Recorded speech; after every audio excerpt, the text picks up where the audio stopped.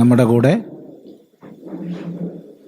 വിവേകാമൃതാനന്ദ പുരി സ്വാമികളാണ്. നേരത്തെ പറഞ്ഞ പോലെ ഇവിടെ ആശ്രമത്തിലെ എല്ലാ കാര്യപരിപാടികൾക്കും സംബന്ധിക്കുന്ന മഹാത്മാവാണ്. എല്ലാ കാര്യപരിപാടികൾക്കും.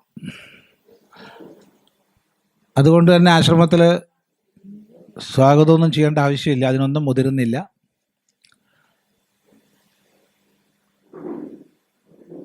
ഇവിടെ പല പ്രദേശങ്ങളിൽ നിന്ന് പുതുതായിട്ട് വന്ന ആർക്കെങ്കിലും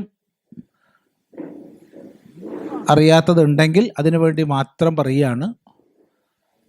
ദീർഘകാലമായി മാതാ അമൃതാനന്ദമയി മഠത്തിലെ ആചാര്യനായിട്ട് പ്രവർത്തിക്കുന്നു. കോഴിക്കോട് കേന്ദ്രത്തിൽ ഒരു മൂന്ന് ദശകങ്ങൾ കഴിഞ്ഞു കോഴിക്കോടായിട്ട്.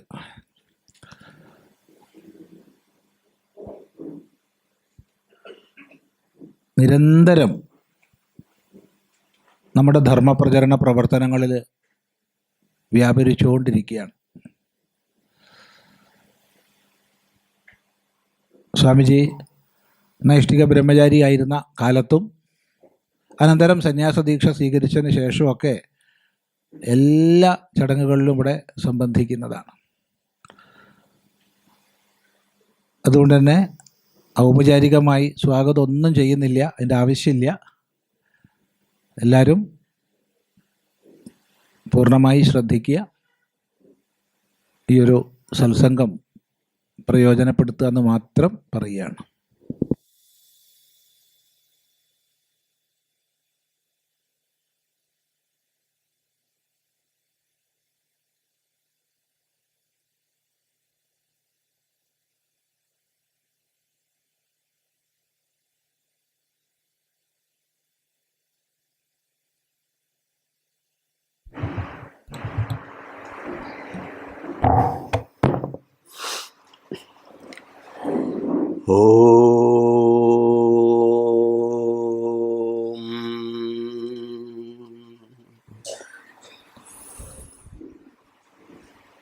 ധ്യായാമോ ധവളാവഗുണ്ഠനവതീം തേജോമയീം നൈഷ്ഠികീം സ്നിഗ്ധാപാംഗവിലോകിനീം ഭഗവതീം മന്ദസ്മിതശ്രീമുഖീം വാത്സല്യാമൃതവർഷിണീം സുമധുരം സങ്കീർത്തനാലാപിനീം ശമാംഗീം മധുസിക്തസൂക്തിം അമൃതാനന്ദാത്മികാം ഈശ്വരീം.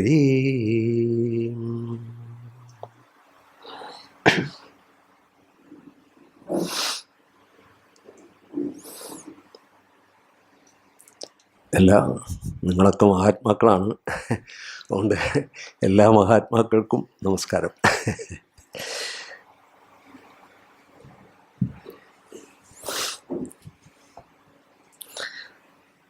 ഇവിടെ കുറേ വർഷങ്ങളായിട്ട് സ്വാമിജിയുടെ വാത്സല്യപൂർവമായ ക്ഷണം കാരണം ഇവിടെ വരാനും ഒരുമിച്ച് സംവദിക്കാനുള്ളൊരവസരം സ്വാമിജി തരുന്നു എന്നുള്ളത് വളരെ സന്തോഷകരമായൊരു കാര്യമാണ്.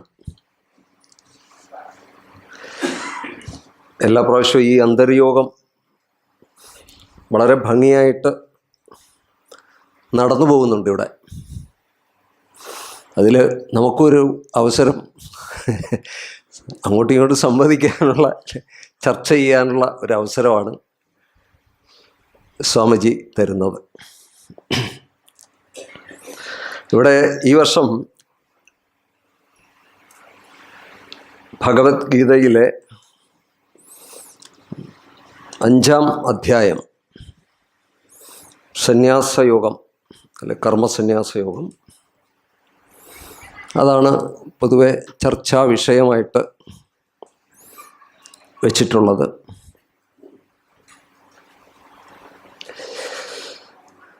ഇവിടെ നമുക്കറിയാം, ശ്രീമദ് ഭഗവത്ഗീത ഒരു നമ്മളൊക്കെ ഈ നോവൽ പോലെ വായിച്ച് തീർക്കാൻ പറ്റിയൊരു ഗ്രന്ഥമല്ലല്ലോ.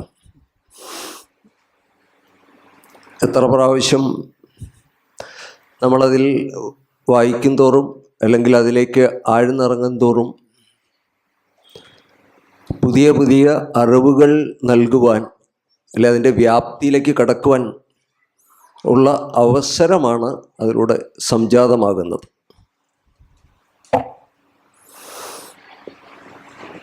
ഇവിടെ ഇപ്പോൾ ചർച്ച ചെയ്യേണ്ടത് 8-9 ശ്ലോകങ്ങളാണ്. ഇതുവരെയുള്ള ശ്ലോകങ്ങളൊക്കെ ചർച്ച ചെയ്ത് കഴിഞ്ഞതാണ്. തുടക്കം മുതൽ മിക്കവാറും പേരെല്ലാം എനിക്ക് തോന്നുന്നു തുടക്കം മുതൽ ആദ്യത്തെ അധ്യായം മുതൽ കേൾക്കുന്നവരായിരിക്കും. അർജുന വിഷാദ യോഗത്തിൽ തുടങ്ങി സാംഖ്യയോഗം, കർമ്മയോഗം, ജ്ഞാന കർമ്മസന്യാസ യോഗം, പിന്നെ ഇപ്പോൾ കർമ്മസന്യാസ യോഗത്തിലേക്ക് എത്തിയിരിക്കുകയാണ്. ഒരു കുരുക്ഷേത്ര ഭൂമിയാണ് ഇതിൻ്റെ പശ്ചാത്തലം. നമ്മുടെയൊക്കെ ഹൃദയം തന്നെയാണ് കുരുക്ഷേത്ര ഭൂമി, അല്ലെ മനസ്സാണ്. അതിൽ ഇന്ന് നമ്മുടെ സമൂഹം പ്രശ്നങ്ങൾ കൂടുതൽ വർദ്ധിച്ചുകൊണ്ടിരിക്കുന്ന ഒരു കാലഘട്ടത്തിലാണ് നമ്മളൊക്കെ ജീവിച്ചുകൊണ്ടിരിക്കുന്നത്. അതിൽ വിഷമസന്ധി ഉണ്ടാകാം. വിഷാദത്തെ എങ്ങനെ യോഗമാക്കാൻ സാധിക്കും എന്നാണ് ഈ അധ്യായങ്ങളിലൂടെ അർജുനനെ നിമിത്തമാക്കിക്കൊണ്ട് ലോകത്തിന് ഭഗവാൻ ഉപദേശിച്ചു കൊണ്ടിരിക്കുന്നത്, അല്ലെ ഉപദേശിച്ച് കഴിഞ്ഞ കാര്യങ്ങൾ. എല്ലാ കാലത്തുമുള്ള മനുഷ്യന് സർവ ദുഃഖങ്ങളിൽ നിന്നും മോചനം ആഗ്രഹിക്കുന്ന ഒരു മനുഷ്യന് ഈ ഒരു പന്ഥാവിലൂടെ വേണം കടന്നു പോകുവാൻ. അല്ലാതെ മറ്റൊരു മാർഗവും നമ്മുടെ മുമ്പിലില്ല എന്നുള്ളതാണ് സത്യം. അപ്പോൾ വിഷാദമാണെങ്കിലും അല്ലെങ്കിൽ ഒരു യുദ്ധരംഗം, നമ്മളെ കുരുക്ഷേത്രം ഒരു യുദ്ധരംഗമാണ്. അപ്പം ഈ യുദ്ധരംഗം എന്ന് പറയുന്നത് മനുഷ്യ മനസ്സിലാണ് ആദ്യം ഉണ്ടാകുന്നത്. അതിനെ ബീജാവാപം ചെയ്യുന്നത് മനുഷ്യൻ്റെ മനസ്സിലാണ്. ഉള്ളിലാണ് ആദ്യം യുദ്ധം തുടങ്ങുന്നത്. ആ ഉള്ളിലത്തെ യുദ്ധം പുറത്തേക്ക് പ്രകടമാകുന്നതാണ് നമ്മൾ കാണുന്നത്. അകത്തും പുറത്തും യുദ്ധമാണ്. അപ്പോൾ യുദ്ധം ലോകമുള്ള കാലം മുതലേ ഉണ്ട്, ഇനിയുള്ള കാലത്തും അതൊക്കെ ഉണ്ടായിരിക്കും എന്നുള്ളതൊരു സത്യമാണ്. അപ്പം അവിടെ നമുക്ക് ഈ യുദ്ധരംഗങ്ങളിൽ നമുക്ക് എങ്ങനെ ഈ സംഘർഷങ്ങളെയൊക്കെ ഒഴിവാക്കി, ദുഃഖത്തെല്ലാം ഒഴിവാക്കി, പൂർണ്ണമായിട്ട് ഒഴിവാക്കി നമുക്കെങ്ങനെ മുന്നോട്ട് പോകാൻ സാധിക്കും എന്ന് ഭഗവത്ഗീത നമ്മളെ പഠിപ്പിക്കുകയാണ്. അപ്പം അതിൽ നമ്മുടെ എല്ലാ വിഷാദങ്ങൾക്കും അല്ലെ സംഘർഷങ്ങൾക്കും സംഘട്ടനങ്ങൾക്കും എല്ലാം കാരണമായി ഇരിക്കുന്നത് ലോകത്തിലെ അറിവില്ലായ്മയാണ്, അവിദ്യയാണ്. അവിദ്യയിൽ നിന്ന് കാമം ഉണ്ടാകുന്നു, കാമത്തിൽ നിന്ന് കർമ്മങ്ങൾ ഉണ്ടാകുന്നു. അവിദ്യ, കാമം, കർമ്മം. കർമ്മം ചെയ്യുമ്പോൾ വാസന ഉണ്ടാകുന്നു. വാസന പിന്നെയും കർമ്മത്തിന് പ്രേരകമായി തീരുന്നു. അങ്ങനെ വീണ്ടും വീണ്ടും നമ്മൾ കർമ്മങ്ങളിൽ ആസക്തരായി തീരുന്നു. അങ്ങനെ ഈ ആസക്തി ഒരു ചങ്ങല പോലെ നമ്മളെ പിടികൂടുന്നു, നമ്മളെ ബന്ധിക്കുന്നു. അങ്ങനെ ബന്ധിക്കുമ്പോഴാണ് നമ്മൾ ഈ സംസാരം എന്ന് പറയുന്നത്, സംസാര ബന്ധനം. ഈ സംസാരത്തിൽ കുടുങ്ങിക്കിടക്കുന്നവരാണ് നമ്മുടെ ബഹുഭൂരിപക്ഷം പേരും. അപ്പം ഈ സംസാരത്തിൽ നമ്മളെ കുരുക്ക് എങ്ങനെ നമുക്ക് അഴിക്കാൻ സാധിക്കും എന്നുള്ളത് വലിയൊരു മാർഗദർശനമാണ് നമുക്ക് ഭഗവാൻ ഗീതയിലൂടെ നൽകുന്നത്. അല്ലെങ്കിൽ കുരുങ്ങി കിടക്കും. എത്രയോ കാലങ്ങളായിട്ട് നമ്മൾ കുരുങ്ങി കിടക്കുകയാണ്. കർമ്മങ്ങളുടെ ആ ഒരു പാടുകളിൽ വിഷമിച്ച് ദുഃഖങ്ങളും കയ്പുനീരുകളും കുടിച്ചുകൊണ്ട് കിടക്കുന്ന ഒരു സമൂഹമാണ് നമ്മുടേത്. അപ്പോൾ ഇതിൽ നിന്നൊക്കെ ഒരു മോചനം ആഗ്രഹിക്കുന്നവരാണ് സത്യത്തിൽ ജിജ്ഞാസുക്കളായിട്ട് വരുന്നത്. എല്ലാവരും ഒന്നും അന്വേഷിക്കുന്നൊന്നുമില്ല നമ്മുടെ സമൂഹത്തിൽ. ഇതിൽ നിന്നൊരു മോചനം വേണമെന്ന് അന്വേഷിക്കുന്നവരൊക്കെ വളരെ കുറവാണ്. അപ്പം അങ്ങനെ മോചനം ആഗ്രഹിക്കുന്നവർ, ഈ സർവ്വ ദുഃഖങ്ങളിൽ നിന്നും മോചനം ആഗ്രഹിക്കുന്ന വളരെ കുറഞ്ഞ ആൾക്കാർ, അവരാണ് ആത്മീയ പന്ഥാവിലേക്ക് തിരിയുന്നത്. ചിലപ്പോൾ ഒരു പ്രത്യേക പ്രശ്നങ്ങൾ നമ്മുടെ മുമ്പിൽ ഉണ്ടാകുമ്പോഴായിരിക്കും നമ്മളത് പെട്ടെന്ന് തിരിയുക, അല്ലെങ്കിൽ അത് തിരിഞ്ഞൊന്നും വരില്ല. ഏതെങ്കിലും ഒരു സന്ദർഭത്തിൽ അർജുനൻ ഇവിടെ ഒരു യുദ്ധമായിരുന്നു അതിനുള്ള ഒരു കാരണമായി തീർന്നത്. അർജുനന് ഒരുപക്ഷെ അർജുനൻ്റെ ജീവിതത്തിൽ അർജുനൻ ശാസ്ത്രോക്തികളൊക്കെ വളരെ ശാസ്ത്രങ്ങൾ ശ്രവിച്ചിട്ടുള്ള ആളാണ്. എന്ന് പറഞ്ഞാൽ ബ്രഹ്മവിദ്യ ശ്രവിച്ചു എന്ന് അർത്ഥമൊന്നുമില്ല അവിടെ. അർജുനൻ ദ്രോണാചാര്യരുടെ അടുത്തേക്കാണ് പോയത്. അവിടെ നിന്ന് ധനുർവേദവും രാജനീതിയൊക്കെ പഠിച്ചിട്ടുണ്ടാവും. വളരെയധികം കേട്ടിട്ടുണ്ടാവും, പഠിച്ചിട്ടുണ്ടാവും. എവിടെ ഏത് അസ്ത്രങ്ങൾ എവിടെ ഉപയോഗിക്കണം, ദിവ്യാസ്ത്രങ്ങൾ എവിടെയൊക്കെ ഉപയോഗിക്കാൻ പാടില്ല, എവിടെ ഏത് സന്ദർഭത്തിൽ ഉപയോഗിക്കണം, ആരോട് ഉപയോഗിക്കണം, എപ്പോഴും ഉപയോഗിക്കണം, ആരോട് ഉപയോഗിക്കാൻ പാടില്ല. ബ്രഹ്മാസ്ത്രമൊക്കെ കയ്യിൽ വന്നാലും മനുഷ്യരോട് ഉപയോഗിക്കാൻ പാടില്ലെന്നാണ്. അപ്പോൾ അങ്ങനെയുള്ള കാര്യങ്ങളെ പറ്റിയുള്ള അറിവുകളെല്ലാം അർജുനനുണ്ട്. അതുകൊണ്ടാണ് ഭഗവാൻ തന്നെ പറയുന്നുണ്ട്, ശാസ്ത്രോക്തികൾ വളരെ നീ അത് കേട്ടിട്ടുണ്ട്, അങ്ങനെ നിന്റെ ബുദ്ധിക്ക് ഭ്രമം വന്നിരിക്കുകയാണ്.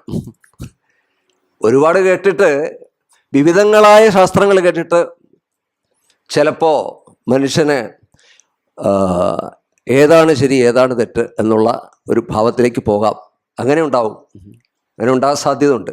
അതുകൊണ്ടാണ് പലപ്പോഴും ഒരു ആചാര്യൻ്റെ മുഖത്ത് നിന്ന്, ഒരു ബ്രഹ്മനിഷ്ഠനായ ഒരു ആചാര്യൻ്റെ മുഖത്ത് നിന്നത് കേൾക്കണം എന്ന് പറയുന്നതിൻ്റെ കാരണം അതാണ്. അല്ലെങ്കിൽ നമ്മുടെ സംശയങ്ങളെല്ലാം തീരണമെന്നില്ല. സംശയങ്ങൾ തീരണമെങ്കിൽ ആ അനുഭൂതി നേടിയ ഒരു മഹാത്മാവിൻ്റെ മുഖത്ത് നമ്മൾ കേൾക്കണം. അപ്പോഴാണ് ബാക്കിയൊക്കെ നമുക്ക് നമ്മളെ സംബന്ധിച്ച് ശാസ്ത്രം ശ്രവിക്കാം, വളരെ നല്ലതാണ്. ആചാര്യ മുഖത്ത് നിന്ന് നമുക്ക് ശാസ്ത്രങ്ങളൊക്കെ ശ്രവിക്കാം, ശാസ്ത്രങ്ങൾ വായിക്കാം, ഒക്കെ ചെയ്യാം. പക്ഷേ അതിൻ്റെ സംശയങ്ങളൊക്കെ അർജുനൻ വളരെയധികം കേട്ടിട്ടുണ്ട്. അപ്പോൾ ഭഗവാന്റെ മുഖത്ത് നിന്നാണ് ആദ്യമായിട്ട് ആത്മസ്വരൂപത്തെ പറ്റി അർജുനൻ കേൾക്കുന്നത് എന്ന് വേണം പറയാൻ. അത് നമുക്ക് സാഖ്യയോഗത്തിൽ കിടക്കുമ്പോൾ അതാണ് നമുക്ക് ആത്മസ്വരൂപം എന്താണ് എന്ന് ഭഗവാൻ അവിടെ പറയുന്നുണ്ട്. ജനനമോ മരണമോ ഒന്നുമില്ലാത്ത ആത്മാവിൻ്റെ സ്വരൂപത്തെ ഭഗവാൻ സാഖ്യയോഗത്തിലൂടെ നന്നായിട്ട് വിവരിക്കുന്നുണ്ട്. അതുപോലെ തന്നെ ദേഹത്തിൻ്റെ നശ്വര സ്വഭാവം എന്താണെന്ന് ബോധ്യപ്പെടുത്തി തരുന്നുണ്ട്. ഉണ്ടായതൊക്കെ നശിച്ചേ പറ്റുള്ളൂ. ദേഹം ഉണ്ടായതാണ്, അത് നാശമുണ്ടെന്നുള്ളത് സ്പഷ്ടവുമാണ്. ആത്മാവ് ഉണ്ടാകാത്തതാണ്, അതുകൊണ്ട് നാശവുമില്ല. അതുകൊണ്ട് തന്നെ അത് ജനന മരണരഹിതമായിട്ട് നിലകൊള്ളുന്ന ശുദ്ധ മുക്ത സ്വരൂപത്തോടുകൂടി ഇരിക്കുകയാണ് ആത്മാവ്. അപ്പോൾ ഭഗവാനിൽ നിന്ന് അത് കേട്ടു. ആ സമയത്തായിരിക്കും കുരുക്ഷേത്രത്തിൻ്റെ യുദ്ധസമയത്തായിരിക്കും ആദ്യമായിട്ട് അർജുനൻ അത് കേട്ടിട്ടുണ്ടാവുക. അല്ലെങ്കിൽ ഇത്തരം ഒരു സംഘർഷാവസ്ഥ ഉണ്ടാകേണ്ട കാര്യമില്ല അർജുനനെ സംബന്ധിച്ച്. അവിടെ സാഖ്യയോഗത്തിലൂടെ ഭഗവാൻ ശരിയായിട്ടുള്ള ജ്ഞാനം അവിടെ ഉപദേശിക്കുകയാണ്. ജ്ഞാനം ഉപദേശിച്ചു. ഒപ്പം തന്നെ കർമ്മയോഗത്തിൻ്റെ മഹത്വം. നമ്മളൊക്കെ ഈ കർമ്മത്തിൻ്റെ ചങ്ങലകളിൽ പെട്ട് കിടക്കുകയാണ്, ബന്ധനത്തിൽ പെട്ട് കിടക്കുകയാണ്. അപ്പോൾ ഈ ചങ്ങലയുടെ കുരുക്ക്, ഈ കർമ്മബന്ധനങ്ങളുടെ കുരുക്കഴിക്കാതെ നമുക്ക് ഒരിക്കലും മുന്നോട്ട് പോകാൻ സാധിക്കില്ല. എന്തെല്ലാം ആസക്തികളാണ് നമ്മളെ സംബന്ധിച്ചുള്ളത്. ബന്ധുക്കളോടോ അല്ലെ സുഹൃത്തുക്കളോടോ അല്ലെ വസ്തുക്കളോടോ ചുറ്റുപാടുകളോടെല്ലാം നമുക്ക് ആസക്തിയാണ്. ഈ ആസക്തി എല്ലാം ഉണ്ടാകുന്നത് അവിദ്യയിൽ നിന്നാണ്, നമ്മുടെ സ്വരൂപം അറിയാത്തത് കൊണ്ടാണ്. എന്താണ് സത്യമായ നമ്മുടെ സ്വരൂപമെന്ന് ഒരാൾ ജീവിതത്തിൽ ബോധിക്കാത്തിടത്തോളം കാലം ഈ സംസാരത്തിൻ്റെ മായാവലയത്തിൽ നമ്മൾ കിടക്കും. മോചനം ഒരിക്കലും ഉണ്ടായില്ല. അപ്പം അവിടെയാണ് സാഖ്യയോഗം, സാഖ്യന്മാർക്ക് ജ്ഞാനയോഗം ഭഗവാൻ ഉപദേശിച്ചു കൊടുക്കുന്നത്. അതുപോലെ തന്നെ അർജുനൻ ഏത് മണ്ഡലത്തിലാണ് കിടന്നത്? അർജുനൻ രജോ ഗുണം മുന്നിട്ട് നിൽക്കുന്ന ഒരു അവസ്ഥയിലാണ്. അപ്പം ഇതൊക്കെ സാഖ്യത്തിൻ്റെ ജ്ഞാനത്തിൻ്റെ മഹിമയെല്ലാം പറഞ്ഞിട്ട് ഭഗവാൻ ജ്ഞാനത്തിൻ്റെ മഹിമയാണ് ആദ്യം പ്രഖ്യാപിക്കുന്നത് തന്നെ. നഹി ജ്ഞാനേന സദൃശം പവിത്രം ഉദ്യതയെന്ന് പറയുന്നുണ്ടല്ലോ. അപ്പോൾ ഭഗവാൻ അവിടെ പറയുന്നുണ്ടത് ജ്ഞാനത്തിന് സദൃശമായിട്ട് ഒന്നും തന്നെയില്ല ലോകത്തിൽ. അപ്പൊ അങ്ങനെയുള്ള ആ ഒരു ജ്ഞാനം ഭഗവാൻ ഉപദേശിച്ചു കൊടുത്തു. അപ്പോൾ അർജുനനെ സംബന്ധിച്ച് എന്താണ്, ഈ ജ്ഞാനം കിട്ടിയാൽ പിന്നെ ഈ കർമ്മത്തിന്റെ ആവശ്യമുണ്ടോ എന്നുള്ളതാണ്. ഈ കർമ്മത്തിന്റെ ഏടാകൂടം ഭയങ്കരമായ ഒരു അവസ്ഥയായിട്ടാണ് കർമ്മത്തെ അർജുനനിലൂടെ വീക്ഷിക്കുന്നത്. പ്രത്യേകിച്ചും യുദ്ധരംഗം എന്ന് പറയുന്നത് ഒരു ഘോരമായ കർമ്മമായിട്ടാണ് അർജുനന്റെ മനസ്സിലേക്ക് പോകുന്നത്. അവിടെ തനിക്ക് ബന്ധുക്കളായിട്ടുള്ളവർ, ആചാര്യന്മാര്, ഗുരുവന്ദ്യന്മാരായിട്ടുള്ള ആൾക്കാര്, ഗുരുക്കന്മാര്, പിതാമഹന്മാര്, ഇവരെല്ലാം നിൽക്കുകയാണ്. ഇവരെയൊക്കെ കൊന്നിട്ട് തനിക്കൊരു എന്താണ് താൻ നേടാൻ പോകുന്നത്? അവിടെ ഭഗവാൻ സ്വധർമ്മത്തെ പറ്റി ആദ്യം ഉദ്ബോധിപ്പിക്കുന്നുണ്ട്. സ്വധർമ്മം ചെയ്ത് നീ മരിക്കുകയാണെങ്കിൽ നിനക്ക് സ്വർഗം കിട്ടും, സ്വധർമ്മം നീ അനുഷ്ഠിച്ച് മരിക്കുകയാണെങ്കിൽ. അല്ലെങ്കിൽ നിനക്ക് ജയിക്കുകയാണെങ്കിൽ, നീ യുദ്ധത്തിൽ ജയിക്കുകയാണെങ്കിൽ ഭൂമി വാഴാം, അതിൻ്റെ സുഖം അനുഭവിക്കാം. പക്ഷേ ഭഗവാൻ അതിനും അപ്പുറത്തേക്ക് പോയി. ഈ സുഖവും ദുഃഖമൊക്കെ അവിടെ മാറി മാറി വന്നുകൊണ്ടിരിക്കും. ജീവിതത്തിൽ ഇതെല്ലാം നമ്മൾ അനുഭവിച്ച് മുന്നോട്ട് പോകുന്നവരാണ് നമ്മൾ. അപ്പൊ ഇതൊക്കെ നമ്മളെ ഇതിനും അപ്പുറം പോകാനാണ് പഠിപ്പിക്കുന്നത്. ദ്വന്ദ്ങ്ങൾക്കെല്ലാം അതീതനാകൂ എന്നുള്ള ഉപദേശമാണ് ഭഗവാൻ നൽകുന്നത്. അതുകൊണ്ടാണ് ആദ്യം അതിലേക്ക് എത്തിച്ചേരാൻ വേണ്ടിയിട്ട് കർമ്മയോഗത്തിന്റെ മാർഗമാണ് ഭഗവാൻ ഉപദേശിച്ചത്. അപ്പൊ ഈ കർമ്മയോഗത്തിന്റെ മാർഗത്തിലൂടെ കിടക്കുമ്പോൾ കർമ്മം നമുക്ക് എല്ലാം ഭഗവത് അർപ്പണമായിട്ട് തീരുമ്പോഴേ, ആരാധനയായിട്ട് തീരുമ്പോഴേ നമുക്കത് കർമ്മയോഗമാകുള്ളൂ. ഈശ്വര വിശ്വാസി അല്ലാത്തൊരാൾക്ക് കർമ്മയോഗം ചെയ്യുക സാധ്യമല്ല. കാരണം അവിടെ അഹങ്കാരം ഉണ്ടാവും, കർത്തൃത്വം, ഭോക്തൃത്വം, ഈ ബോധം നമ്മളെ വിട്ടുപിരിയില്ല. ഈ ബോധം നമ്മളെ പിന്തുടരും. അപ്പൊ അവിടെ ഭഗവാനിൽ സർവവും സമർപ്പിച്ചുകൊണ്ട് തൻ്റെ കർമ്മങ്ങളെല്ലാം അവിടത്തേക്കുള്ള പൂജകളായി കണ്ടുകൊണ്ട് നമുക്ക് ചെയ്താൽ മാത്രമേ അത് കർമ്മയോഗമാവുള്ളൂ. അമ്മ പറയുന്നത് പോലെ ഒന്ന്, നമ്മുടെ കർമ്മങ്ങളെല്ലാം പൂജാ മനോഭാവത്തോടു കൂടി ചെയ്യുക. അതുപോലെ ജീവിതത്തിൽ വരുന്നതെല്ലാം പ്രസാദ ബുദ്ധിയോടുകൂടി സ്വീകരിക്കുക. അമ്മ പറയുന്ന ഒരു കാര്യമാണ്. ജീവിതത്തിൽ നമ്മുടെ കർമ്മങ്ങളെല്ലാം പൂജാ മനോഭാവം. അപ്പൊ പൂജാ മനോഭാവം നമ്മുടെ കർമ്മങ്ങളിൽ ഉണ്ടാകണമെങ്കിൽ നമ്മുടെ ചുറ്റിലും ഈശ്വരൻ, എല്ലാവരിലും ഈശ്വര ചൈതന്യത്തെ നമ്മൾ കണ്ടാലേ പറ്റുള്ളൂ. എല്ലാവരും നമ്മൾ ഈശ്വരനെയാണ് സേവിക്കുന്നത്, ഈശ്വരനെയാണ് നമ്മൾ ആരാധിക്കുന്നത്. അപ്പൊ നമ്മളെ കർമ്മങ്ങളെല്ലാം അവിടെ പൂജകളായി വരണമെങ്കിൽ ഒരു ദരിദ്രനായ ഒരാൾ കടന്നു വരുമ്പോ ദരിദ്ര ദേവോ ഭവ, മൂർഖ ദേവോ ഭവ എന്ന് പറഞ്ഞതുപോലെ അയാൾ നാരായണനായിട്ടും ഈശ്വരനായിട്ടും നമുക്ക് കണ്ടു സേവിക്കാൻ കഴിയുമ്പോഴാണ് അത് ഈശ്വര പൂജയായിട്ട് മാറുന്നത്. അല്ല, പൂജയാകില്ല. അപ്പൊ അത് അർപ്പണമായി മാറുകയാണ്. ഈ മനോഭാവം സൃഷ്ടിക്കാൻ വേണ്ടിയിട്ട് ഭഗവാൻ കർമ്മയോഗമെല്ലാം ഉപദേശിച്ചു.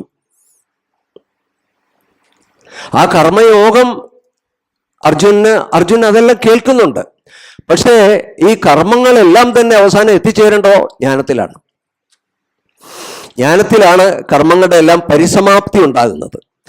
അതുകൊണ്ട് തന്നെ അർജുനൻ വിചാരിച്ചെന്നാൽ പിന്നെ നേരിട്ടങ്ങ് ജ്ഞാനത്തിലേക്ക് പോയപ്പോഴേ, ഈ കർമ്മത്തിൽ കിടന്ന് കഷ്ടപ്പെടേണ്ട കാര്യമില്ലല്ലോ, ഈ യുദ്ധത്തിലൊക്കെ പോകേണ്ട കാര്യമൊന്നുമില്ലല്ലോ.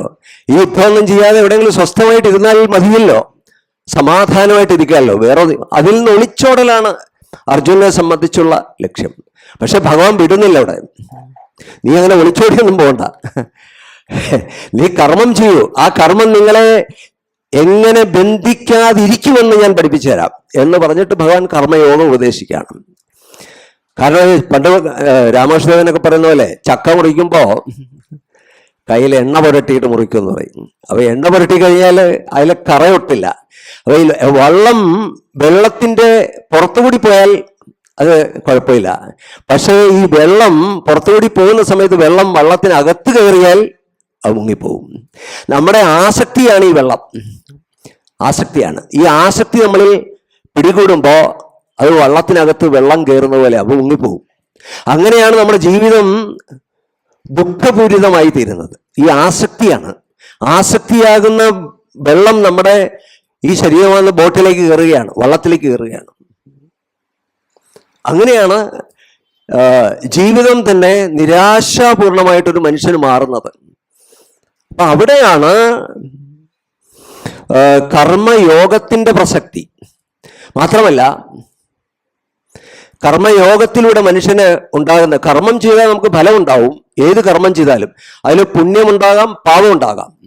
ഈ പുണ്യ പാപങ്ങൾ ബാധിച്ചു കഴിഞ്ഞാൽ, അത് പിടികൂടി കഴിഞ്ഞാൽ വീണ്ടും ജന്മത്തിന് കാരണമായി തീരും. അപ്പൊ ഈ പുണ്യ പാപങ്ങളും നമ്മളെ ബാധിക്കാൻ പാടില്ല, ഒരു പ്രതീക്ഷയോടെ പാടില്ല. ആ പ്രതീക്ഷ ഇല്ലാതെ എങ്ങനെ കർമ്മം ചെയ്യണമെന്ന് ഭഗവാൻ കർമ്മയോഗത്തിലൂടെ നമ്മളെ പഠിപ്പിക്കുകയാണ്. അതാണ് നമുക്ക് കാണാൻ സാധിക്കുന്നത്. അപ്പൊ ഈ കർമ്മയോഗത്തിലൂടെ ഭഗവാന്റെ ജീവിതം തന്നെ അതായിരുന്നു. ലോകത്തിൽ ഇടപെട്ട് ജീവിതകാലം മുഴുവൻ സമൂഹത്തിൽ നിന്നുകൊണ്ട് കർമ്മങ്ങൾ ചെയ്തു കാണിച്ച്, ഈ കർമ്മങ്ങളൊന്നും തന്നെ ബന്ധിക്കാത്ത വിധത്തിൽ ഭഗവാൻ കാണിച്ചു തന്നു. പൂർണ്ണ നിസ്സംഗതയോടുകൂടി, അനാസക്തിയോടുകൂടി എങ്ങനെ ഈ ലോകത്ത് ജീവിക്കാം എന്ന് സ്വന്തം ജീവിതത്തിൽ കാണിച്ചു തന്ന ഒരു പരിപൂർണ മനുഷ്യനാണ് ഇവിടെ ഉപദേശിക്കുന്നത്. അപ്പൊ അവിടെ കർമ്മയോഗത്തിന്റെ മഹത്വം കേട്ടു, അത് ജ്ഞാനത്തിന്റെ മഹത്വം കേട്ടു. ഇവിടെയാണ് നമുക്ക് സംബന്ധിച്ച് നോക്കുമ്പോൾ ഈ എങ്ങനെയാണ് ജ്ഞാനത്തിലേക്ക് അർജുനൻ വിചാരിച്ചത് കർമ്മയോഗത്തിന്റെ ആവശ്യമൊന്നും ഇല്ല എന്നാണ് വിചാരിച്ചത്. കർമ്മയോഗമൊന്നും ചെയ്യാതെ തന്നെ നേരെ ജ്ഞാനയോഗത്തിലേക്ക് എത്തുന്നതല്ലേ നല്ലത്. അപ്പൊ ഭഗവാന്റെ മുഖത്ത് നിന്ന് കർമ്മയോഗത്തിന്റെ മഹത്വവും കേട്ടു, കർമ്മസന്യാസത്തിന്റെ മഹത്വവും കേട്ടു. കർമ്മത്തെ ഉപേക്ഷിക്കേണ്ടത് എങ്ങനെയാണ്? കർമ്മം ഉപേക്ഷിക്കുക എന്ന് പറഞ്ഞാൽ ഇവിടെ ആന്തരികമായ ഉപേക്ഷയാണ് കേട്ടോ, ബാഹ്യമായ ഉപേക്ഷ അല്ല. ബാഹ്യമായിട്ട് ആർക്കെങ്കിലും ഉപേക്ഷിക്കാൻ പറ്റും തോന്നുന്നില്ല. ഈ കർമ്മയോഗത്തിൽ തന്നെ ചില കർമ്മങ്ങളൊക്കെ നമുക്കറിയാം, ചില കർമ്മങ്ങളൊക്കെ ഉപേക്ഷിക്കേണ്ടതുണ്ട്. കാമ്യകർമ്മങ്ങൾ അവിടെ പാടില്ല. കർമ്മയോഗത്തിൽ കാമ്യകർമ്മങ്ങൾ പാടില്ല. അപ്പൊ കാമ്യകർമ്മം എന്ന് കഴിഞ്ഞാൽ അവിടെ തീർച്ചയായിട്ടും പുണ്യവും പാപവും നമ്മളെ എഫക്ട് ചെയ്യും, പിടികൂടും. അത് വീണ്ടും ജനന മരണങ്ങൾക്ക് കാരണമായി തീരും. സംസാര ചക്രത്തിലേക്ക് നമ്മൾ വീണ്ടും വന്നുകൊണ്ടിരിക്കും. അപ്പൊ ഇതൊന്നും നമ്മളെ ബാധിക്കാത്ത വിധത്തിൽ എങ്ങനെ ജീവിക്കണമെന്ന് ഇവിടെ ഭഗവാൻ ഭംഗിയായിട്ട് കർമ്മയോഗത്തിലൂടെ ഉപദേശിച്ചു. കർമ്മബന്ധനത്തിൽ നിന്ന് എങ്ങനെ മുക്തനാകാം, എങ്ങനെയാണ് ദ്വന്ദ്ങ്ങൾക്കെല്ലാം അതീതനാകേണ്ടത്, എങ്ങനെയാണ് നമ്മുടെ ഈ ലോകത്ത് ജീവിക്കുന്ന നമ്മുടെ മനസ്സ് സമത്വ ഭാവനയിലേക്ക് കൊണ്ടുവരാൻ സാധിക്കുന്നത്, സമനിലയിലേക്ക് കൊണ്ടുവരാൻ. സമത്വം യോഗം ഉച്ചതേ. ആ സമത്വ ഭാവനയാണ് യോഗം എന്നത്, മനസ്സിന്റെ സമനില.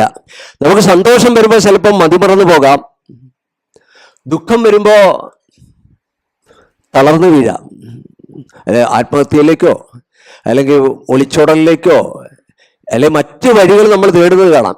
ഇതൊക്കെ നമ്മുടെ ജീവിതത്തിൽ ഉണ്ടാകുന്നതാണ്. പക്ഷെ ഇവിടെയൊക്കെ നമ്മുടെ സമനില, ദുഃഖം വരുമ്പോഴും സുഖം വരുമ്പോഴും നമ്മുടെ മനസ്സ്, ആരുടെ മനസ്സാണോ സമനിലയിൽ നിൽക്കുന്നത് അവന് യോഗത്തെ പ്രാപിച്ചു എന്നാണ്. അപ്പൊ കർമ്മയോഗത്തിന്റെ മഹത്വം കേട്ടു, കർമ്മസന്യാസത്തിന്റെ മഹത്വം ഉണ്ട്. അവിടെ കർമ്മങ്ങളൊന്നും വേണ്ടല്ലോ. അപ്പൊ യുദ്ധം വേണ്ട, ഒന്നും വേണ്ട, സ്വധർമാനുഷ്ഠാനം വേണ്ട. കർമ്മയോഗത്തിൽ സ്വധർമാനുഷ്ഠാനം വേണം. സ്വധർമാനുഷ്ഠാനം ഈശ്വരാർപ്പണമായിട്ട് ചെയ്യണം. അവിടെ അതാണ് വ്യത്യാസം. കർമ്മയോഗത്തിൽ സ്വധർമാനുഷ്ഠാനം ഈശ്വരാർപ്പണമായിട്ട് മാറണം എന്നുള്ളതാണ് അതിന്റെ പ്രത്യേകത. അല്ലാണ്ട് പരധർമ്മം അവിടെ ചെയ്തുകൂടാ.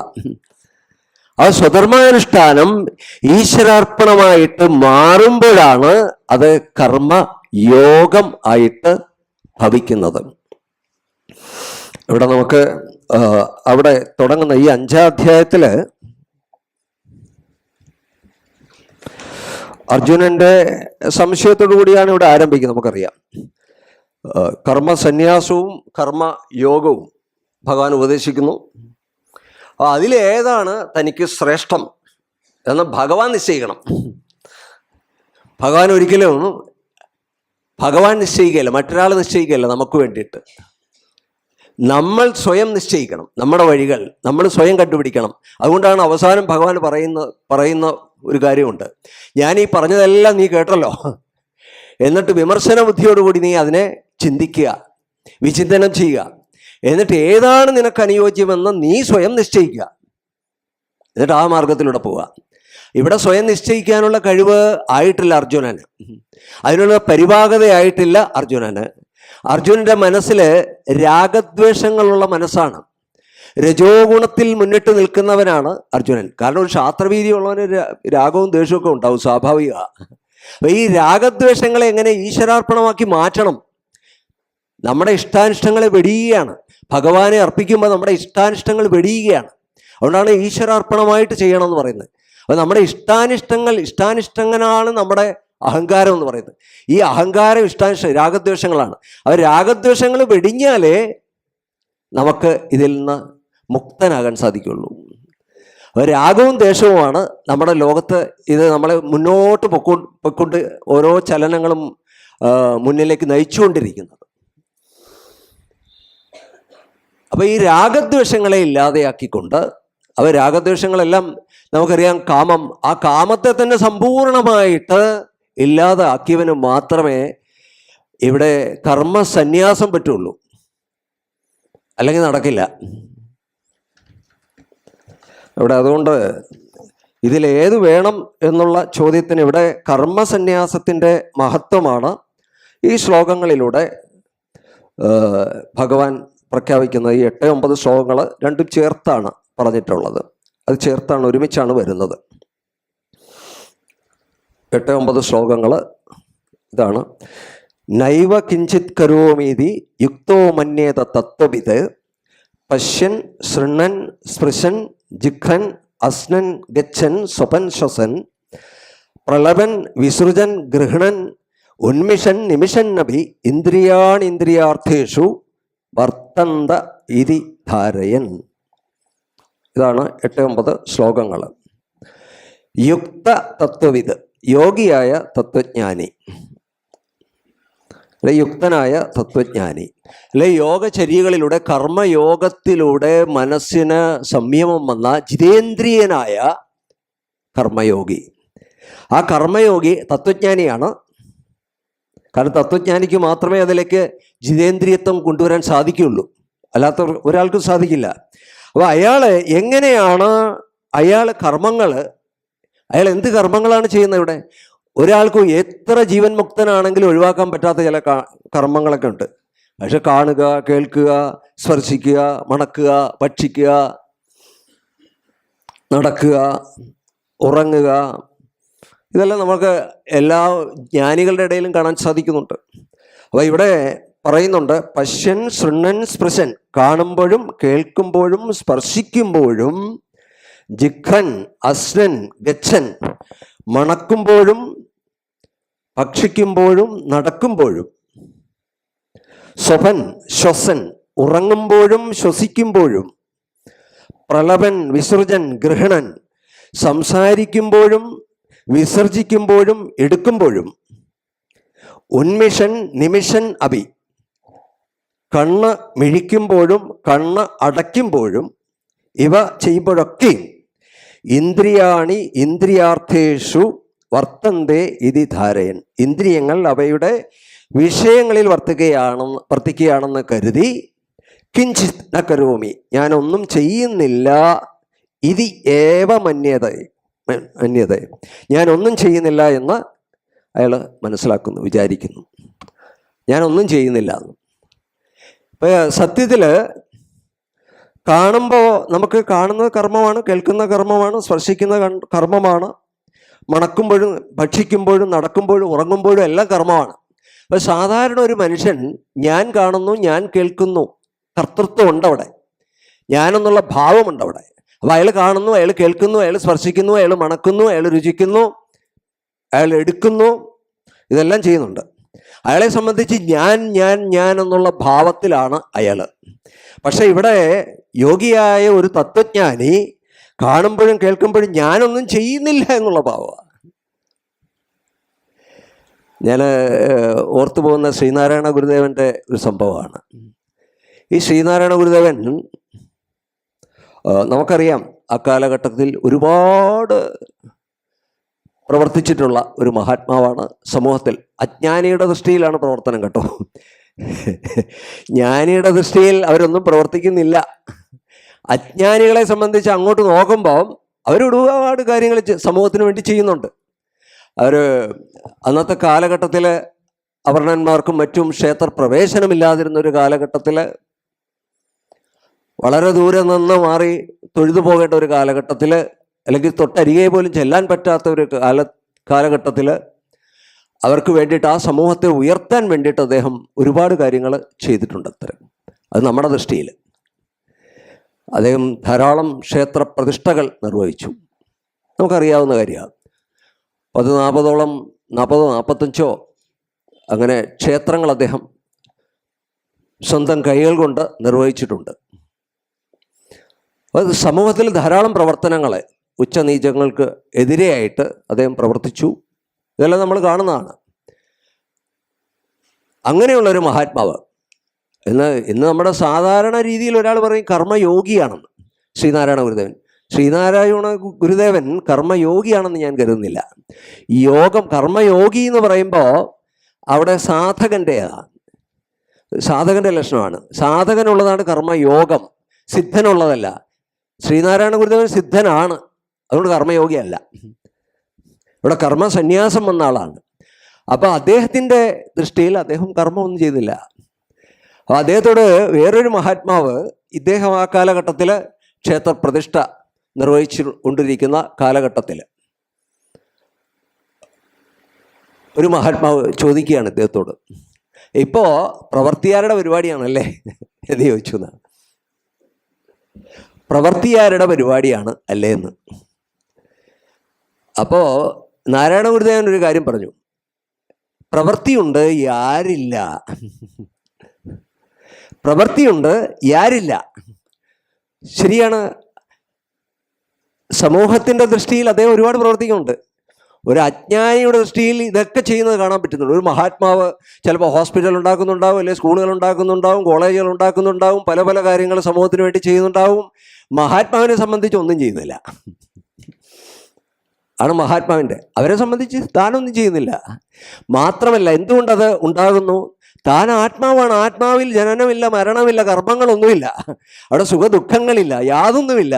ആത്മബോധത്തിലെത്തി താൻ ആത്മാവാണെന്നുള്ള ബോധത്തിൽ നിൽക്കുന്നവരാണ് മഹാത്മാവ്. സാധാരണ മനുഷ്യൻ എന്താ? താൻ ദേഹമാണ് താൻ എന്ന വിചാരത്തിലാണ് അവൻ ഞാനെന്ന് പറഞ്ഞുകൊണ്ടിരിക്കുന്നത്. ഈ പാശ്ചാത്യ നാട്ടിലൊരു വീക്ഷണമുണ്ട്. എനിക്കൊരു ആത്മാവുണ്ട് എന്നാണ് അവർ പറയുന്നത്. എനിക്ക് ഒരു ആത്മാവുണ്ട് എന്നാണ് പാശ്ചാത്യർ പറയുന്നത്. നമ്മൾ പറയുന്നതോ എനിക്കൊരു ശരീരമുണ്ട് എന്നാണ്. ഇതാ വ്യത്യാസം. എനിക്കൊരു ശരീരമുണ്ട്, എനിക്കൊരു ആത്മാവുണ്ടെന്നല്ല. ഞാനാണ് ആത്മാവ്, ഞാൻ ആത്മാവാണ്, എനിക്കൊരു ശരീരമുണ്ട്, എനിക്കൊരു വസ്ത്രമുണ്ട്. ഞാൻ അനേകം വസ്ത്രങ്ങൾ മാറി മാറി ഉടുത്ത് വന്നിരിക്കുന്ന പുതിയ വസ്ത്രമാണിത്, ഈ ശരീരം എന്നുള്ളത്. അങ്ങനെ അനേകം ശരീരങ്ങൾ മാറി മാറി മാറി വന്നുകൊണ്ടിരിക്കുകയാണ്. പക്ഷെ ആത്മാവ് നിത്യമാണ്. അതുകൊണ്ടാണല്ലോ ഭഗവാൻ പറയുന്നത്, അർജുനനോട് പറയുന്നത്, അർജുന, നീയും ഞാനും ഈ നിൽക്കുന്ന സൈന്യങ്ങളും ഒരിക്കലും ഉണ്ടാകാതെ ഇരുന്നിട്ടില്ല. ഒരിക്കലും ഉണ്ടാകാതിരുന്നിട്ടില്ല, ഇനിയൊട്ട് ഇല്ലാതാകാൻ പോകുന്നുമില്ല. അങ്ങനെ പറയണമെങ്കിൽ ഏത് തലത്തിൽ നിന്നാണ് പറയുക? അതുകൊണ്ടാണ് ചിലർക്ക് ഇത് എന്താണ് ഇത് പറയുന്നത്, ഭഗവാൻ കൃഷ്ണൻ എന്താണ് പറയുന്നത്, പരസ്പര വിരുദ്ധമായ കാര്യങ്ങളാണോ പറയുന്നത് എന്ന് യുക്തിവാദികൾ കൂടി ചിന്തിച്ചിട്ടുണ്ട്. യുക്തിവാദികൾ പലരും ഇങ്ങനെ പറഞ്ഞു കേട്ടിട്ടുണ്ട്. നമ്മുടെ യുക്തിവാദികളെന്ന് പറയുന്ന പലരും അവർ പറയാറുണ്ട്, എന്താ പരസ്പര വിരുദ്ധമായിട്ട് ഭഗവാൻ പറയുന്നത്? ഇവിടെ തന്നെ അർജുനന് സംശയമാണ്. ഒരിടത്ത് കർമ്മം ചെയ്യാൻ പറയുന്നു, വേറൊരു സ്ഥലത്ത് കർമ്മം വേണ്ട എന്ന് പറയുന്നു. അപ്പോൾ ഇതിലേതാണ് ശ്രേഷ്ഠം? കർമ്മം ചെയ്യണമെന്ന് പറയുന്നതോ കർമ്മം വേണ്ട എന്ന് പറയുന്നതോ? അപ്പോൾ ഭഗവാൻ പറയുന്നുണ്ട്, നിനക്ക് ശ്രേഷ്ഠമായിട്ടുള്ളത് ഈ കർമ്മയോഗ കേട്ടോ, നിനക്ക് ശ്രേഷ്ഠമായിട്ടുള്ളത് ഈ കർമ്മയോഗ. അപ്പോൾ നീ ഈ പാതയിലൂടെയാണ് നീ മുന്നോട്ട് പോകേണ്ടത്. നീ കർമ്മസന്യാസത്തിന് അധികാരിയായി തീരണമെങ്കിൽ കർമ്മയോഗത്തിലൂടെ കടന്ന് നിനക്ക് ചിത്തശുദ്ധി ഉണ്ടാകണം, ജിതേന്ദ്രിയത്വം ഉണ്ടാകണം, സംയമനശീലം ഉണ്ടാകണം, ഇതെല്ലാം ഉണ്ടാകണം നിനക്ക്. അല്ലാതെ ഉണ്ടാകില്ല. അപ്പം ആ ഒരു അവസ്ഥയിലേക്ക് എത്തിക്കണമെങ്കിൽ കർമ്മയോഗത്തിൻ്റെ മാർഗത്തിലൂടെ സഞ്ചരിച്ച് അതിന് അധികാരിയായി തീരണം. എന്നാലേ തൻ്റെ ചെയ്തികളെല്ലാം പ്രവൃത്തികളെല്ലാം ഒരു സാക്ഷി ഭാവത്തിൽ നിന്നുകൊണ്ട് കാണാൻ സാധിക്കുള്ളൂ. സാക്ഷിയായിട്ട് താനൊരു സാക്ഷിയാണ്. സൂര്യൻ ഉദിക്കുന്നു.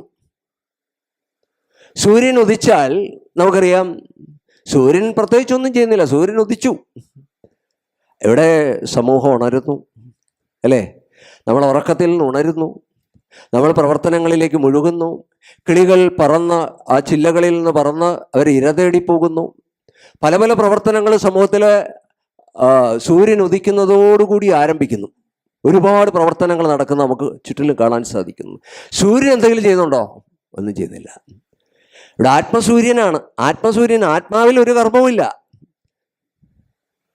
ആത്മാവിനെ ഒന്നും ബാധിക്കുന്നില്ല. പക്ഷേ ആത്മാവിൻ്റെ സാന്നിധ്യത്തിൽ ഈ കർമ്മങ്ങളെല്ലാം നടന്നുകൊണ്ടിരിക്കുന്നു. അതുകൊണ്ട് ഇന്ദ്രിയങ്ങൾ അതിൻ്റെ വിഷയങ്ങളിൽ അതാത് വിഷയങ്ങളിൽ പ്രവർത്തിച്ചുകൊണ്ടിരിക്കുന്നു.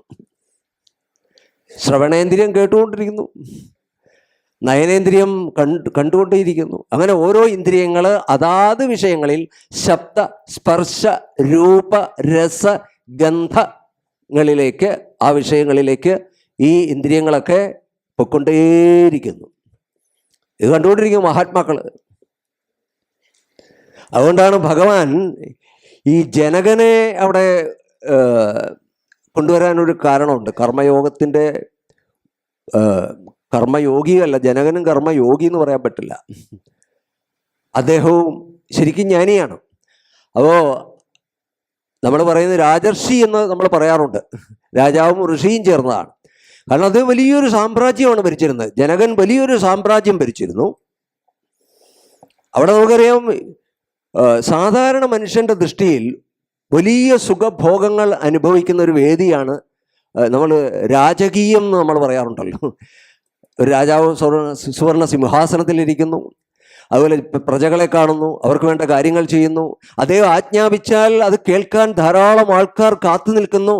എന്താണ് അവിടുത്തെ കൽപ്പനയെന്ന് ചോദിച്ച് നിൽക്കുന്നു. വെഞ്ചാമരം വീശാൻ ആൾക്കാർ, അദ്ദേഹത്തിൻ്റെ മുമ്പിൽ നൃത്തം വയ്ക്കാൻ ആൾക്കാർ, പാട്ടുപാടാൻ ആൾക്കാർ, വാദ്യഘോഷങ്ങൾ എഴുന്നള്ളിക്കാൻ ആൾക്കാർ, വാദ്യഘോഷങ്ങളോടുകൂടി എല്ലാത്തിനും ആൾക്കാർ ചുറ്റിലും. എപ്പോഴും സാധാരണ ഒരു മനുഷ്യൻ്റെ ദൃഷ്ടിയിൽ ഇദ്ദേഹം എപ്പോഴും കർമ്മരംഗത്ത് നിൽക്കുകയാണ്. പക്ഷേ ജനകനെ സംബന്ധിച്ചെന്താ, ഇതിലൊന്നും തനിക്ക് യാതൊരു കർത്തൃത്വ ബോധവും ഇല്ല. താനാണ് ചെയ്യുന്നതെന്നുള്ള ബോധമേ അവിടെയില്ല. എല്ലാം ആ സാന്നിധ്യത്തിൽ നടക്കുന്നു, ആ സാന്നിധ്യത്തിൽ നടന്നുകൊണ്ടിരിക്കുന്നു. മാനേജർ അവിടെ ഇരുന്നാൽ മതി, അവിടെ എല്ലാവരും ചെയ്തുകൊണ്ടിരിക്കും. ഒരു ക്യാമറ വെച്ചിട്ട് ഇങ്ങനെ നോക്കിക്കൊണ്ടിരുന്നാൽ മതി. അപ്പോൾ അവിടെ എന്ത് പ്രവർത്തനങ്ങൾ നടക്കുന്നു, ആരെന്ത് ചെയ്യുന്നു, ആരെന്ത് ചെയ്യുന്നില്ല, ഇതെല്ലാം മനസ്സിലാവുന്നു. കണ്ടുകൊണ്ടിരിക്കും സാക്ഷിഭാവത്തിൽ. അപ്പോൾ ഇവിടെ ആ ഭാവത്തിൽ ആത്മവസ്തു അവിടെ നിൽക്കുകയാണ്. ആത്മവസ്തു, വസ്തു എന്നും പറയാൻ പറ്റില്ല. മനുഷ്യൻ ചെയ്യാൻ പറയുമ്പോൾ അവർക്ക് ആത്മവസ്തു എന്ന് ചിലപ്പോൾ പറയേണ്ടി വരുമല്ലോ. അപ്പോൾ ആത്മാവിലെ കർമ്മങ്ങളൊന്നും തന്നെ ഇല്ല. അപ്പോൾ ജനകൻ ഇതെല്ലാം എങ്ങനെയാണോ, ഇതെല്ലാം ആസ്വദിക്കുന്നുണ്ട്, ഇതെല്ലാം കാണുന്നുണ്ട്. ചിലപ്പോൾ നമ്മളെക്കാളും നന്നായിട്ട് ആസ്വദിക്കുന്നുണ്ടാവും, പക്ഷെ ഒന്നിനോടും ബന്ധമില്ല, ഒരാസക്തിയുമില്ല. അപ്പം ഈ അനാസക്തിയാണ് നമ്മൾ ജീവിതത്തിലൂടെ നമ്മൾ പഠിക്കേണ്ടത്. അതുകൊണ്ടാണ് ഇവിടെ കാണുമ്പോഴും കേൾക്കുമ്പോഴും എല്ലാം ഏത് രീതിയിൽ കാണണം എന്ന് പറയും. രമണ മഹർഷിയോട്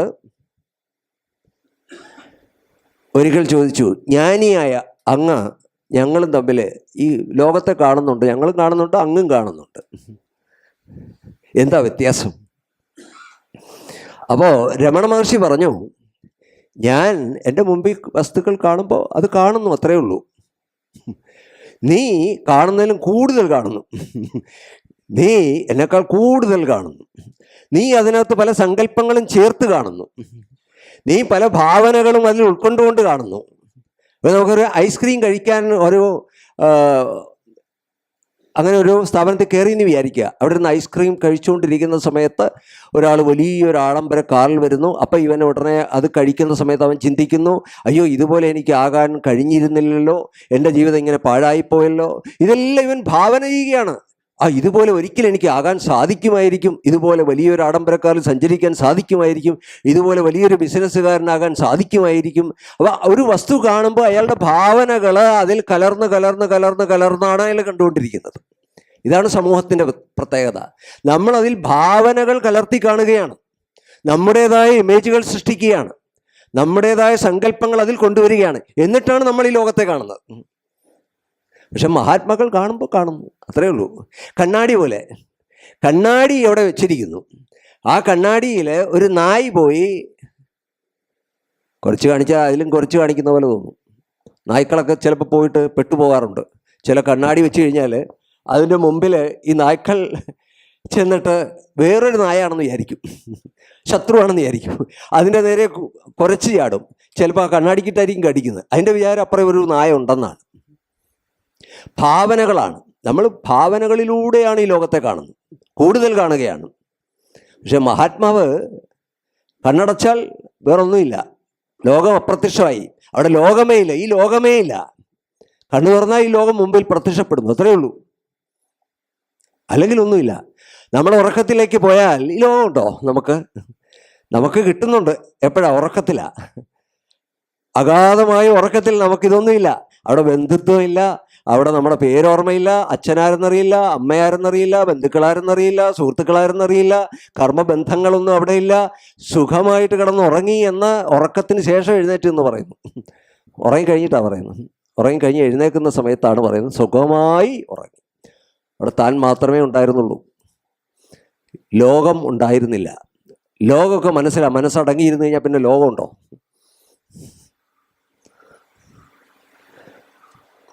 അതാണ് നമുക്ക് ഇത്തരം കാര്യങ്ങൾ നമുക്ക് കേൾക്കുമ്പോൾ മനസ്സിലാക്കുമ്പോൾ ഇവിടെ തത്വജ്ഞാനിയുടെ നില എന്താണ്, കർമ്മയോഗിയുടെ നില എന്താണ്, ഇത് രണ്ടും നമ്മൾ വസ്തു വിചാരം ചെയ്ത് കണ്ടെത്തേണ്ടതാണ്. അതുകൊണ്ടാണ് ഭഗവാൻ രണ്ടിനെയും മാറി മാറി പറയുന്നത്.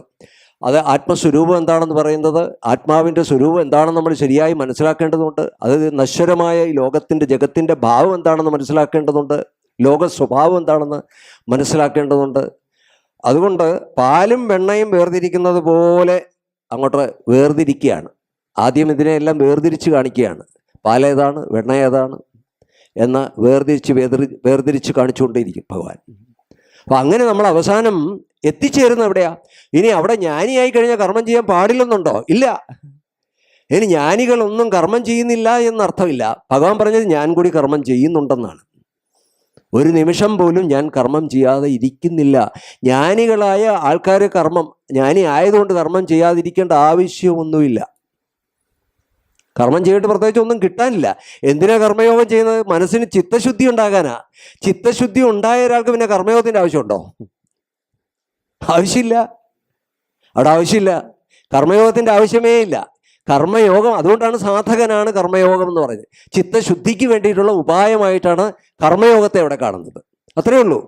അപ്പോൾ കർമ്മയോഗത്തിലൂടെ നമ്മൾ കടന്നു പോകുമ്പോൾ നമ്മുടെ ചിത്തശുദ്ധിയാണ്. ഏത് ഉപാസനയുടെ പിന്നിലും ഒരേ ഒരു കാര്യമുള്ളൂ, നമ്മുടെ ചിത്തശുദ്ധി, വേറൊന്നുമല്ല. നമ്മുടെ ചിത്തശുദ്ധമായ എല്ലാം ശരിയായി. ചിത്തം ശുദ്ധമാകാത്തത് കൊണ്ടാണ് എല്ലാ കുഴപ്പങ്ങളും. ഈ ക്ലീനിങ് പ്രോസസ്സ് തുടച്ചുകൊണ്ടേയിരിക്കണം, നമ്മൾ വൃത്തിയാക്കിക്കൊണ്ടേയിരിക്കണം.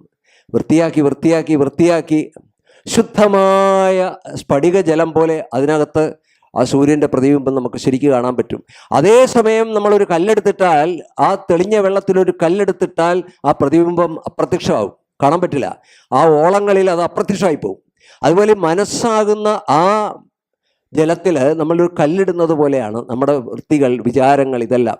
ഒരു കല്ലിട്ട് കഴിഞ്ഞാൽ അത് അപ്രത്യക്ഷമായി, അസ്വസ്ഥമായി, അശാന്തമായി. പിന്നെ നമുക്ക് നമ്മുടെ സ്വരൂപം തന്നെ നമ്മൾ മറന്നു പോകുന്നു. ആത്മവിസ്മൃതിയാണ് ഏറ്റവും വലിയ പാപം എന്ന് പറയാറുണ്ട്. ആത്മാവിനെ മറക്കുന്നതാണ് ആത്മവിസ്മൃതി. അതാണ് ഏറ്റവും വലിയ പാപം. ആത്മാവിനെ ഓർക്കലാണ്, ആത്മാവിനെ സദാസമയം ഓർക്കലാണ് നമുക്ക് വേണ്ടത്. ഏത് കർമ്മങ്ങൾ ചെയ്യുമ്പോഴും സദാസമയം ആ കർമ്മങ്ങൾ അതേ വിചാരത്തിൽ നമുക്ക് ചെയ്യാൻ സാധിച്ചാൽ കർമ്മയോഗമാകും അവിടെ. അപ്പോൾ അനാവശ്യ കർമ്മങ്ങൾ ചെയ്യാൻ പറ്റില്ല. അനാവശ്യ കർമ്മങ്ങൾ ആ ഭാവനയെ നമുക്ക് ചെയ്യാൻ പറ്റില്ല എന്നുള്ളതാണ്. ഒരാളെ വഞ്ചിക്കാനോ, ഒരാളെ ചതിക്കാനോ, ഒരാളെ പറ്റിക്കാനോ, കബളിപ്പിക്കാനോ ഒന്നും നമുക്ക് കൊലപാതകം ചെയ്യാനോ. കൊലപാതകം നടക്കില്ല. ഇവിടെ സ്വധർമ്മമാണ് അർജുനനോട് ചെയ്യാൻ പറഞ്ഞത്. സ്വധർമ്മം. എല്ലാവർക്കും പോയിട്ട് ആരെയും കൊല്ലാമെന്ന് അർത്ഥമൊന്നുമില്ല. അർജുനന് അത് സ്വധർമ്മമാണ്. ക്ഷത്രിയനാണ് അർജുനൻ. രാജ്യസംരക്ഷണം അദ്ദേഹത്തിന് ചെയ്തേ പറ്റൂ. അതുകൊണ്ട് അതിൽ നിന്ന് ഒളിച്ചോടാൻ പാടില്ല. രാഗദ്വേഷങ്ങളുള്ളവനാണ്. അവ ഈ രാഗദ്വേഷങ്ങൾ പോകാതെ, കാമം പോകാതെ, ഈ അവിദ്യ മുഴുവനായിട്ട് മാറാതെ അർജുനന് ഈ അവസ്ഥയിൽ എത്തിച്ചേരാൻ സാധിക്കില്ല. കർമ്മസന്യാസത്തിലേക്ക് എത്തിച്ചേരാൻ സാധിക്കില്ല. അതുകൊണ്ടാണ് കർമ്മയോഗം നീ ഇവിടെ ശ്രേഷ്ഠമാണ് അർജുന, നിനക്ക് കർമ്മയോഗമാണ് ശ്രേഷ്ഠം എന്ന് പറയാനുള്ള കാരണം അത്രയേ ഉള്ളൂ, അല്ലാണ്ട് വേറൊന്നുമല്ല. അത് നമ്മളെ സംബന്ധിച്ച് നോക്കിയാൽ ഇത്തരം ഒരു കാര്യങ്ങളിലൂടെ നമ്മളും ഈ ഒരു ചിന്തയാണ് നമുക്ക് നമ്മുടെ ജീവിതത്തിലേക്ക് കൊണ്ടുവരേണ്ടത്.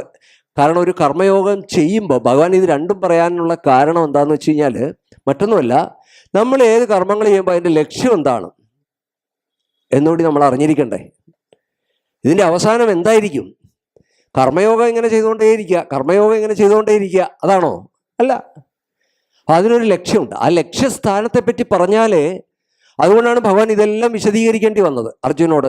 അർജുനൻ്റെ പ്രശ്നം മാറണമെങ്കിൽ അതിൻ്റെ ആഴത്തിൽ ഇറങ്ങിച്ചെന്ന് ആത്മവിദ്യ ഉപദേശിക്കേണ്ടതുണ്ട്.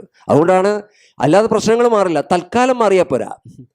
തൽക്കാലം നമുക്ക് പല മാറ്റങ്ങൾ, ചിലപ്പോൾ മഹാത്മാക്കളുടെയൊക്കെ അടുത്ത് പോകുമ്പോൾ, ഇപ്പോൾ അമ്മയുടെയൊക്കെ അടുത്ത ആൾക്കാർ വരാറുണ്ട്. അമ്മ ഒന്ന് കെട്ടിപ്പിടിച്ച് ഒരു ഉമ്മയൊക്കെ കൊടുത്ത് സാന്ത്വനിപ്പിച്ച് വിടുമ്പോൾ ഒരു തൽക്കാല ആശ്വാസം കിട്ടും. അവരുടെ ദുഃഖം കുറച്ചു നേരം മാറ്റി നിർത്താൻ സാധിക്കും. പക്ഷേ പൂർണ്ണമായിട്ട് മാറണമെങ്കിൽ നമ്മൾ സ്വയം അനുഷ്ഠിക്കേണ്ട കർമ്മങ്ങളുണ്ട്, സാധനകളുണ്ട്, യോഗങ്ങളുണ്ട്.